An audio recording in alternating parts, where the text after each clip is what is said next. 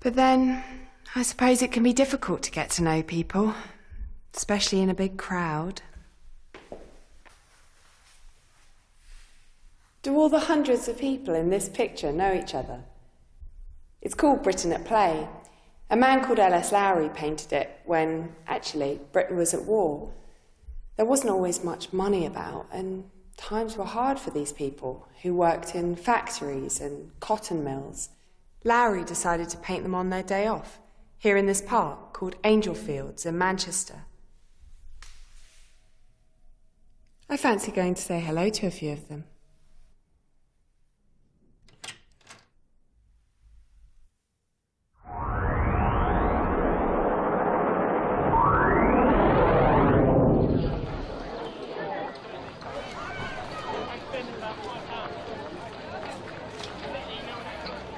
Pretty busy around here, isn't it? That's because Lowry tried to cram an entire community into his paintings. Sorry? No.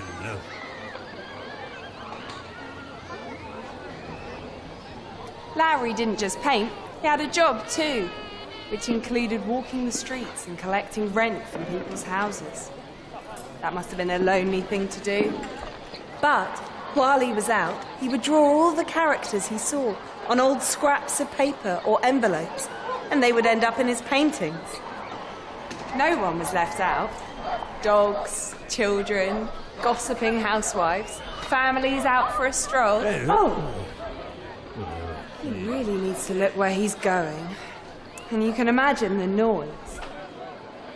Church bells, boots clacking on the cobblestones, shouting crowds, the whole life of the street.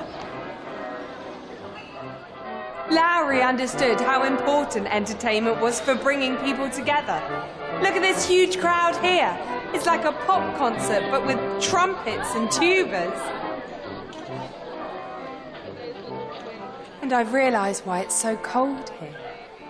There aren't any shadows, and that means you can't imagine the sun. What you can feel everywhere, though, is the smoky air and the dark, heavy clouds. That's because Lowry had his own style of painting.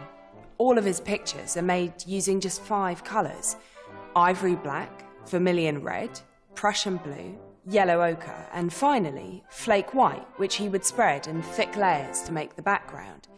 He knew the surface would turn creamy as the years went by, and the skies would get dirtier.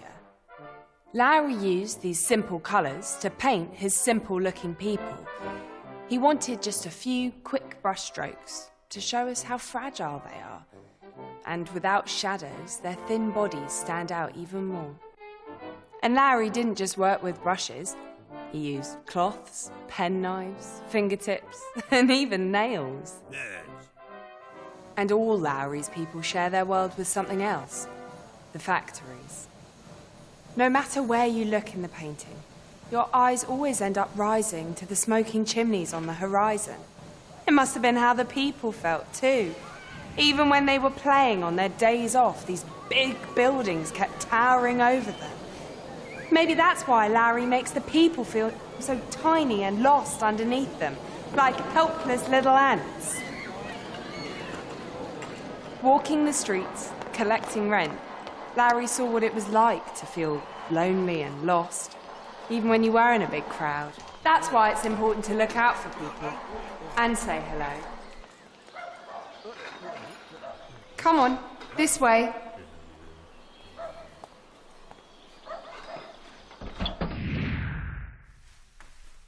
Although Lowry's picture shows a little area of Manchester, he called the painting Britain at Play.